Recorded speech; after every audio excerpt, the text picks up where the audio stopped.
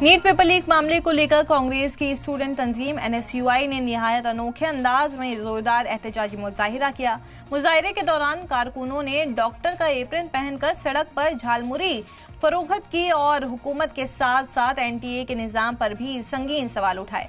NSUI का कहना है कि अगर इसी तरह पेपर लीक होते रहे तो लोग पेपर खरीद कर डॉक्टर बनेंगे, जो मुल्क के मेडिकल निजाम और तलबा के मुस्तकबिल दोनों के लिए बेहद खतरनाक है।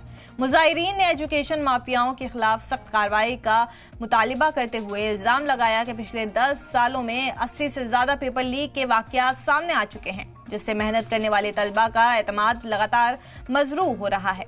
कांग्रेस का कहना है कि मुसलसल पेपर लीक के वाकयात ने एनटीए की साख पर बड़े सवाल खड़े कर दिए हैं और तलबा के मुस्तकबिल के साथ खुला खिलवाड़ किया जा रहा है।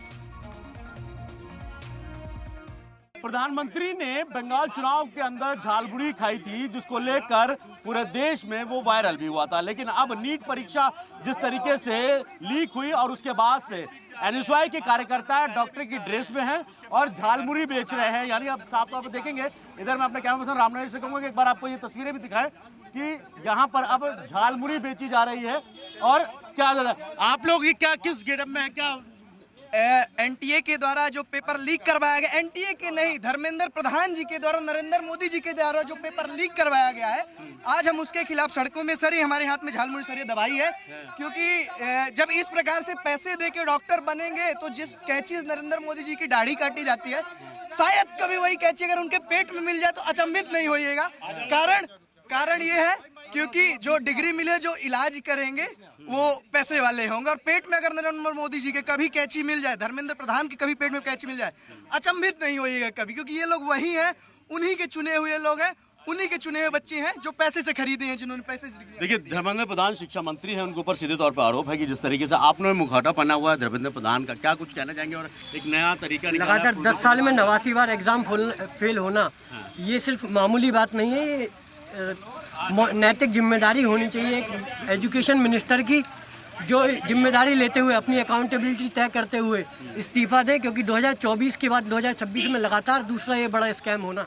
ये छात्रों, आप लोग झालमुरी बेच रहे हैं, डॉक्टर की ड्रेस पहनी हुई है, अरे लगाया हुआ है, आला लेके घूम रहे हैं, क्या कहना चाह रहे हैं? लग रहा है कि आपको बुखार है। सवाल यह है कि जिस प्रकार से एंटायर पॉलिटिकल साइंस की मोदी जी की डिग्री है, वैसे ही एमबीबीएस की हमारी भी डिग्री है। पिछले 8 सालों में 80 से ऊपर पेपर लीक हो गए, या इंडियन एक्सप्रेस की रिपोर्ट है। सरकार के कानों पर अभी भी नहीं जू रेंग रहा है। आप देखेंगे कि डॉक्टरी और इंजीनियरिंग की जो पढ़ाई है, वैसे ही फीस ज़्यादा है, और जो तैयारी करने में पैसे लगते हैं, पिताओं के खेत बिक जा रहे हैं, रहन पर चले जा रहे हैं, माताओं बहनों के गहने बिक जा रहे हैं, लोगों की हाल खस्ता है। इतिहास में पहली बार हुआ, किसानों से भी ज़्यादा छात्र आत्महत्या कर रहे हैं, और जो 2 करोड़ रोजगार देने की बात की है तो वो अच्छे से पेपर तो करा नहीं पा रहे हैं। और सवाल यह भी है कि जब वो एनटीए बार बार पेपर लीक करा रहा है, संगठित अपराध करा रहा है, उसके बाद भी एनटीए को देना यह परीक्षा, यह दर्शाता है कि यह जो सरकार है पूरी की पूरी ठेके पे चल रही है, यह जो सरकार है पूरी की पूरी पूंजीपतियों की है, और इनको छात्रों के भविष्य से कोई लेना देना नहीं है। तो क्या झालमुरी बेचा जाएगा? क्या सर ये देश का भविष्य बनते जा रहे हैं। नीट को नेशनल टेलीग्राम एजेंसी बना दिया और झालमुरी बेचना ये देश का भविष्य, डॉक्टर का भविष्य बनाते जा रहे हैं। क्योंकि उन लोग उसके बाद हम मेडिकल में जाएंगे, हम अपना इलाज करने के लिए ऐसा हालत बनाते जा रहे हैं, हम यहाँ से हम कॉफिन के अंदर होके घर आना पड़ेगा। इस हालत आज की सरकार ने बना दिया। 2024 में भी सेम चीज हुआ है, 2024 में भी सेम चीज हो रहा है।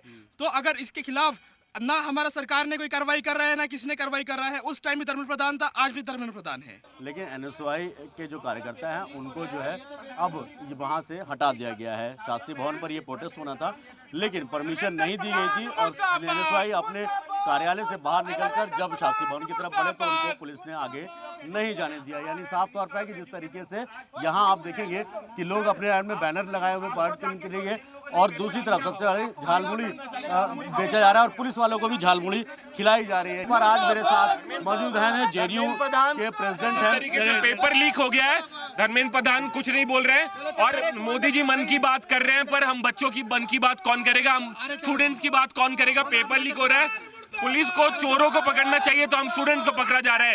ये आप मोदी दौर में आप देख रहे हैं किस तरीके से उल्टी गंगा बह रही है। चोरों को पकड़ने के बजाय हम स्टूडेंट्स पे दबाव बनाया जा रहा है कि हम ना बोले। एक चीज जानना चाहूंगा, ये प्रोटेस्ट यहाँ दिल्ली में है या हिंदुस्तान के अलग अलग इलाकों? ये हिंदुस्तान में हर जगह हो रहा है, पर देखिए जिस तरीके से देख रहे हैं कि जो शासन प्रशासन द्वारा दबाया जा रहा है, हम छात्र यहाँ पे अपनी आवाज को बुलंद आपको यहाँ प्रोटेस्ट नहीं करने दिया गया? हमें तो सर देखिए जिस तरीके से हमें वहाँ से ढकेल के आज हमें यहाँ तक लाया गया है और पुलिस द्वारा ये कहा जाए कि आप अपनी आवाज को बुलंद ना रखें। प्रशासन का साफ तो करना है किसी तरीके की परमिशन नहीं थी, इस वजह से इन लोगों को प्रोटेस्ट नहीं करने दिया गया। हालांकि एनएसयूआई के कैंपस से सिर्फ यहाँ आना था और पुलिस प्रशासन ने पूरी तरीके से इनको वापस ऐसे अपने कैंपस के अंदर यानी जो एनएसयूआई का दफ्तर है वहाँ वापस पहुँचा दिया है। वीडियो न्यूज़ रामनरेश के साथ सैयद मुबशिर, जी मीडिया, दिल्ली।